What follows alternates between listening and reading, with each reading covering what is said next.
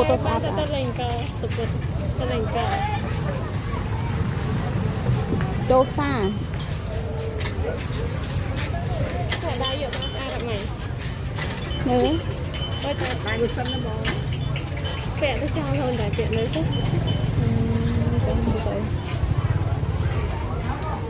lúc thắng lập cái này mày bố ạ hả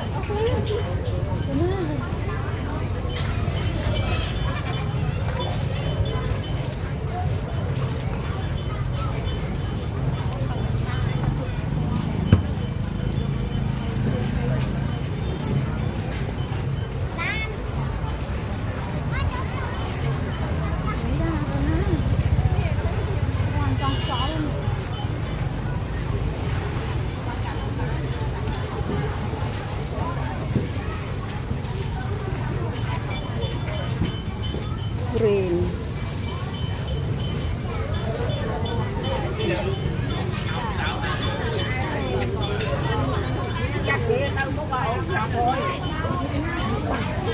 mồm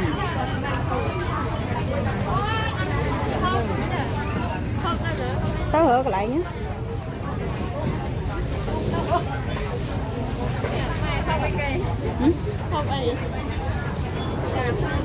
tình hộp bài xếp nữa